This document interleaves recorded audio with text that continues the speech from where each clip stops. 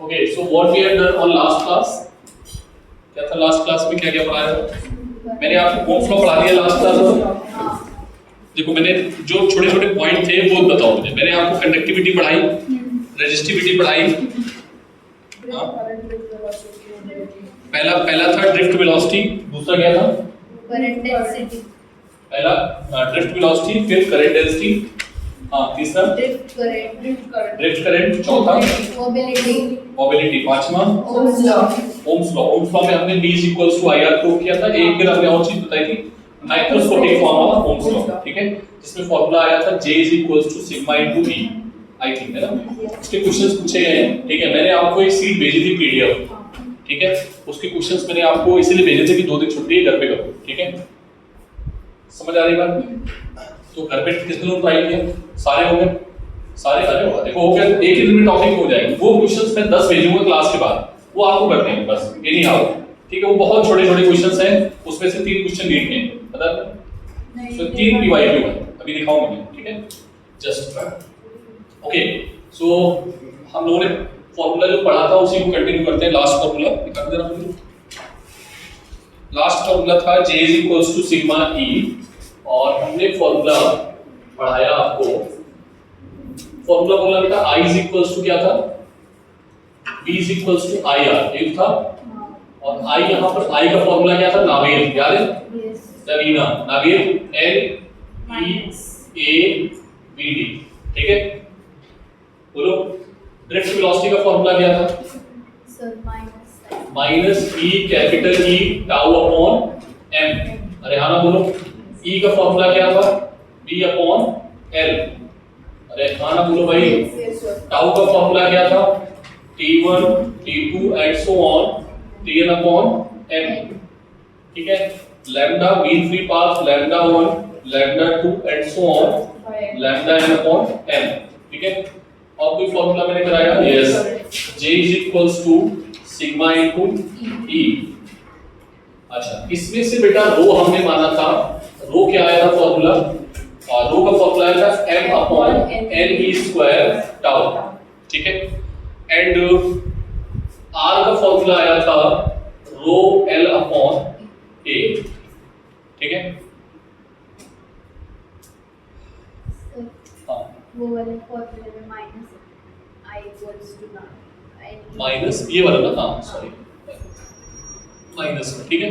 और कोई फॉर्मूला था जो, हाँ एक फॉर्मूला और था, सिग्मा = 1/रेजिस्टिविटी, ठीक है। कितने फॉर्मूले हैं? 1 2 3 4 5, ये तो दोनों बेकार है।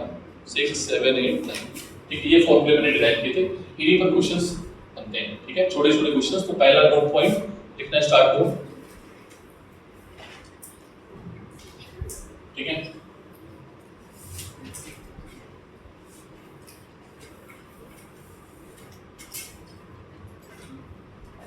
फर्स्ट नोट पॉइंट,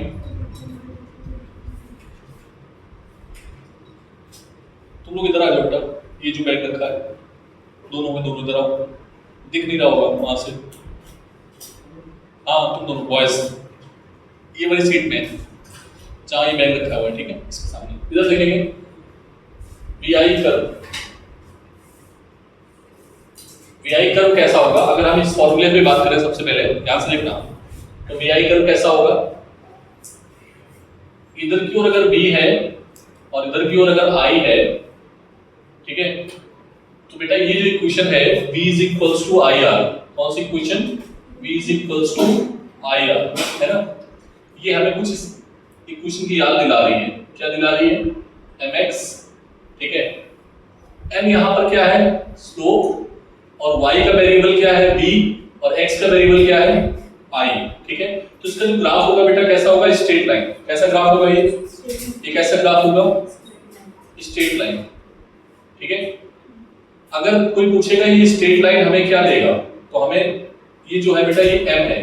तो m जो होगी, अगर मान लो ये एंगल थीटा है, तो अगर हम m को निकालना चाहते हैं, m को हम लोग क्या बोलते हैं? स्लोप। क्या बोलते हैं? ठीक है। ये क्वेश्चन एक बार नहीं आया, बहुत बार आ चुका है मैकेनिक्स में, भी आपने सीखा होगा। और यहाँ पर भी स्लोप = होता है tan थीटा, और tan थीटा = अगर मान लो 2 पॉइंट ले और 2 पॉइंट को हम एक्सेस से मिलाएं, ठीक है, तो हमें क्या देखने को मिलेगा? ये वाला जो है डेल्टा बी है और ये वाला क्या है डेल्टा आई, ठीक है। तो tan theta is equals to क्या आएगा delta B upon delta I, और delta B upon delta I जो है वो यहां से क्या निकल के आएगा, क्या निकल के आएगा आर, ठीक है। अब अगर यहां पे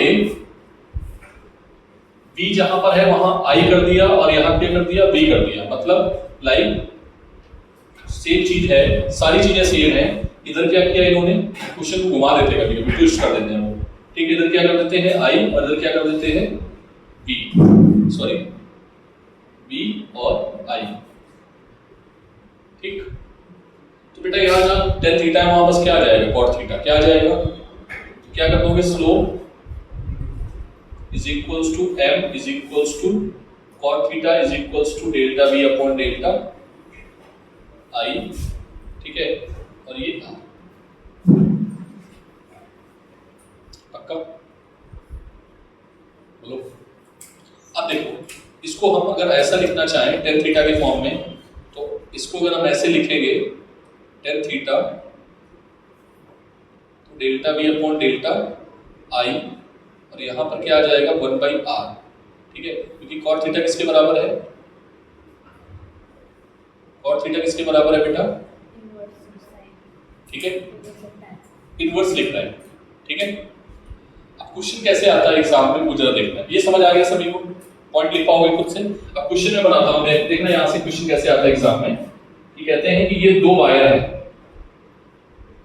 this is a wire A and B, और ये है I और ये है B, this angle is 30 degree and this angle is 30 degree, ठीक है। फाइंड रेशियो ऑफ रेजिस्टेंस, क्या बोल रहा है, find ratio of resistance, A और B का रेजिस्टेंस का रेशियो क्या होगा। तो बेटा सबसे इंपॉर्टेंट बात कि RA जो होगा वो tan थीटा के बराबर होगा, और RB किसके बराबर होगा, tan थीटा b के बराबर होगा, ठीक है। तो बताओ b का एंगल कितना है, b का एंगल कितना है, हाँ b का 30 डिग्री, और a का एंगल कितना है x के साथ 60 डिग्री। तो आंसर कितना आएगा √3 अपॉन 1 माइनस √3, सॉरी 1 अपॉन √3, तो दिया जाएगा 3 रेशियो। क्वेश्चन समझ में आया। एंगल हमेशा x एक्सिस से लेना या दोनों के दोनों y एक्सिस से लेना, ठीक है। ऐसा नहीं कि इसका एक x एक्सिस ले लिया इसका y एक्सिस से ले लिया। समटाइम्स कंफ्यूज करने के लिए क्या करते हैं, इधर 60 डिग्री दे देंगे, तो बच्चे यहाँ पर 30 करते हैं, गलती नहीं होनी चाहिए, ठीक है। एंगल हमेशा किधर से लोगे, ओनली फ्रॉम वन एक्सिस, कोई भी, या तो आप y का ले लो या फिर आप इसका ले लो x का, नो डाउट।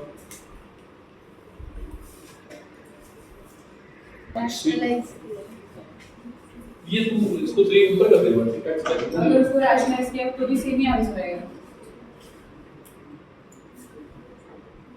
ओके,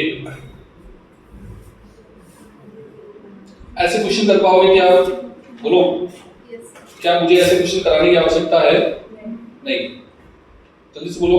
नहीं, बिल्कुल भी नहीं ना। सर एक करा, एक और क्वेश्चन, एक और चाहिए, चलो बोलो एक और थोड़ा ट्विस्ट करते हैं, ठीक है। क्वेश्चन में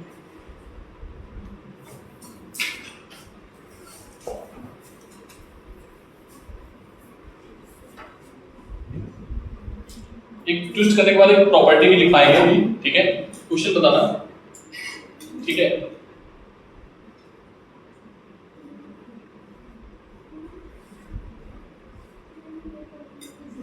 मैंने आई कर दिया, इधर इधर बी कर दिया, ठीक है।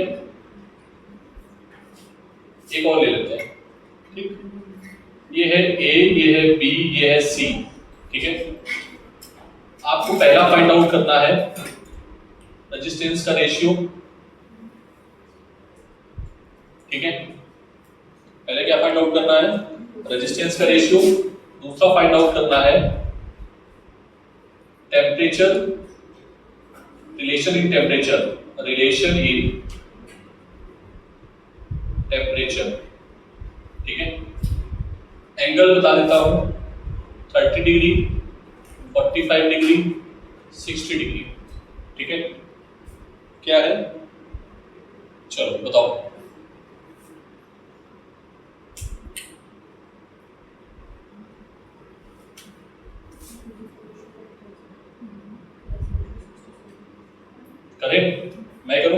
दिशा बताओगे बेटा,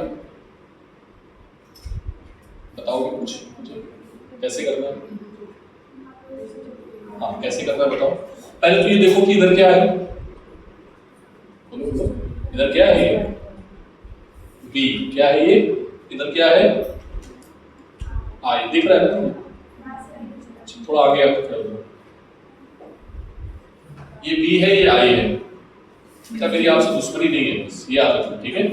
तुम खड़े हो तो अपनी वजह से, ठीक है बस।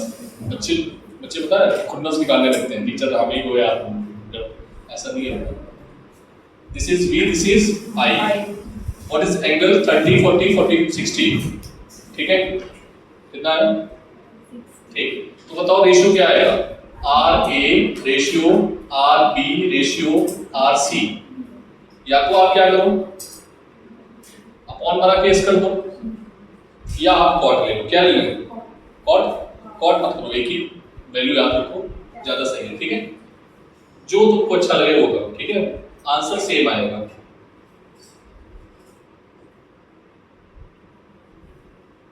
हाँ कितना आएगा ये,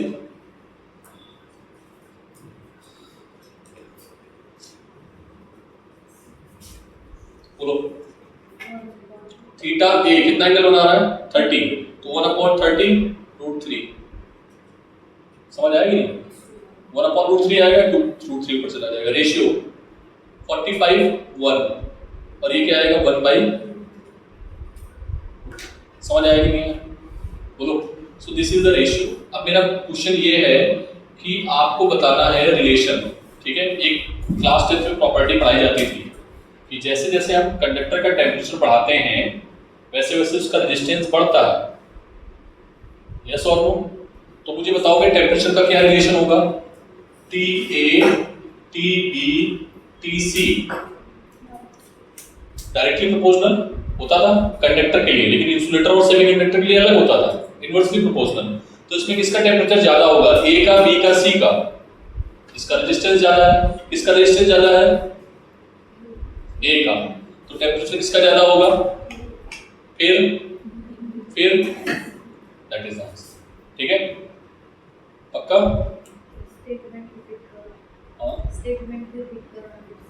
स्टेटमेंट रिलेशन इन टेम्परेचर, अभी मैं नोट पॉइंट लिखाने वाला हूँ उसका, ठीक है। अभी क्वेश्चन नोट करो, बस क्वेश्चन तुम्हारे वजह से टफ कर दिया था, रिलेशन नहीं बताया था, नोट करो जल्दी से।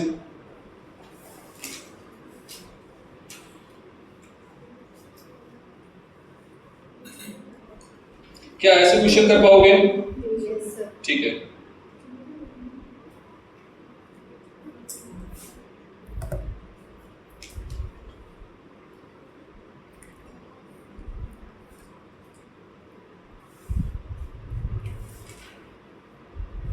नेक्स्ट नोट पॉइंट,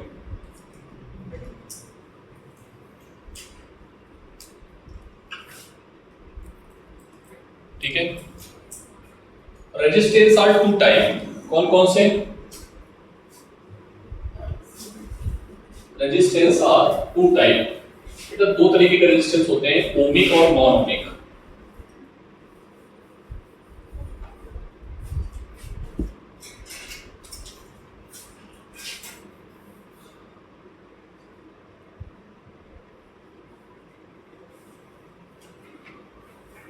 ठीक है, resistance of conductor,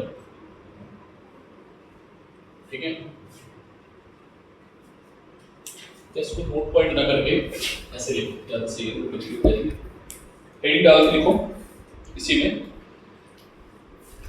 VI characteristic of VI characteristic of ohmic resistance, ohmic resistance. Sir ohmic resistance कौन से रेजिस्टेंस होते हैं, जो ओम्स लॉ को फॉलो करेंगे, ठीक है। मतलब जिनका ग्राफ कैसा होगा, स्ट्रेट लाइन, लिखो इसको जल्दी से।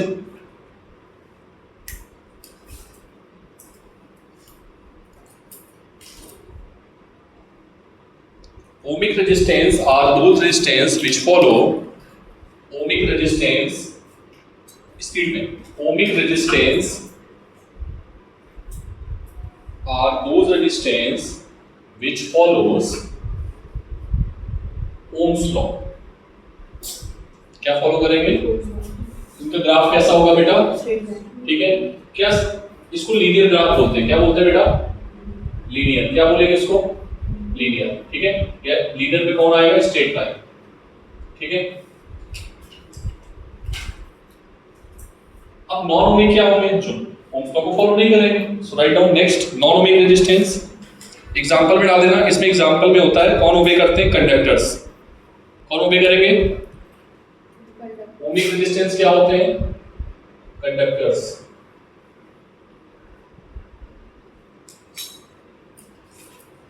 मेटल्स। ठीक है,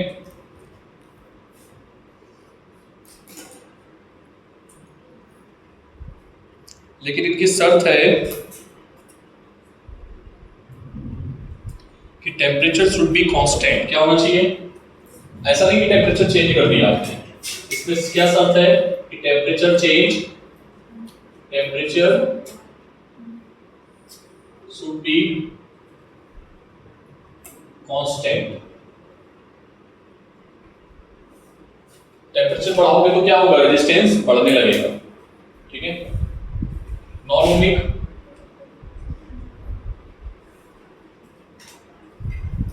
डेफिनेशन खुद से लिखना। नॉन ओमिक पे एग्जांपल बता देता हूं, जैसे सेमी कंडक्टर। कौन? ठीक है, सेमी कंडक्टर में जैसे हम बोलेंगे पीएन जंक्शन डायोड। सर ये कब पढ़ाओगे? ये पढ़ाएंगे जब लास्ट टॉपिक है, बिल्कुल लास्ट। ठीक है, इसमें जब आप ग्राफ देखोगे ना पीआई कर्व, तो वो ग्राफ कुछ ऐसे होता है। ठीक है,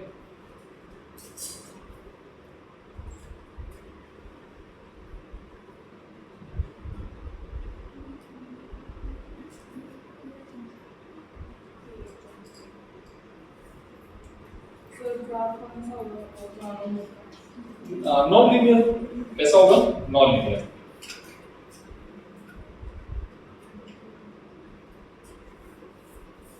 ठीक है, नॉन लीनियर भी एक्सपोनेंशियल भी हो सकता है। जैसे भी ये जो आएगा वो एक्सपोनेंशियल फॉर्म में आएगा, पैराबोलिक फॉर्म नहीं होगा। कैसा फॉर्म होगा?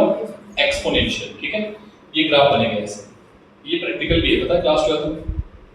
प्रैक्टिकल है, एक्टिविटी है, आई थिंक एक्टिविटी है। ठीक है, कराएंगे इसको भी। ठीक है, सर आपने प्रैक्टिकल का पीडीएफ भी नहीं सेंड किया। प्रैक्टिकल का पीडीएफ ऐसा कुछ होता है क्या? प्रैक्टिकल तो कराएंगे ना।